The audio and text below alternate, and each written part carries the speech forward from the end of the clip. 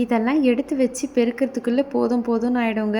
Per day நான் வந்து இந்த மாதிரி ஒரு 2 வாட்டினா அட்லீஸ்ட் பண்ணிவிடுவேன். மத்தியானம் அவனை தூங்க வச்சுட்டு கம்பல்சரி இதெல்லாம் எடுத்து வச்சுட்டு ஃபுல்லாக க்ளீன் பண்ணிவிடுவேன். அகைன் அவரை நைட்டு தூங்க வச்சுட்டு எல்லா திங்ஸையும் எடுத்து வச்சுட்டு திருப்பி நான் வந்து பெருக்கி க்ளீனாக வச்சுப்பேங்க. ஸோ நான் இந்த மாதிரி தான் பண்ணுவேன். உங்கள் வீட்டில் இருக்க குட்டீஸ் எல்லாம் எப்படிங்க? எடுத்த பொருள் அவங்களே வச்சுருவாங்களா? இல்லை இப்படி தான் கலைஞ்சு கிடக்குமான்றதை கீழே கமெண்ட் பண்ணுங்கள். அப்படி நான் பார்த்தீங்கன்னா சிம்னியெல்லாம் கொஞ்சம் டஸ்ட்டாக இருந்துச்சு. ஸோ அதை அப்படியே வந்து க்ளீன் பண்ணியாச்சுங்க. அண்ட் தென் சிங்க் ஏரியாவில் இருக்கிற பிளான்ஸ் எல்லாம் எடுத்து வச்சுட்டு ஸ்ப்ரே பண்ணி நான் நல்லா க்ளீன் பண்ணி வாஷ் பண்ணிவிட்டேன். நான் பார்த்திங்கன்னா வீக்லி ஒரு ட்வைஸ் இந்த மாதிரி ரொட்டீன் நான் ஃபாலோ பண்ணுவேன். அப்போ தான் நம்மளோட ஃபாசெட்லாம் பார்த்திங்கன்னா நல்லா சூப்பர் ஷைனாக இருக்கும். எப்போ இந்த மாதிரி நான் டேப்ஸை க்ளீன் பண்ணுறனோ அப்போ எல்லா வாஷ்ரூமில் இருக்க டேப்பையும் நான் கம்பல்சரி க்ளீன் பண்ணி வைப்பேங்க. அப்போ தான் ஸ்டெயின் எதுவுமே இல்லாமல் செம்ம சூப்பராக இருக்குங்க நம்மளோட சிங்க் ஏரியா டேப்பெல்லாம்.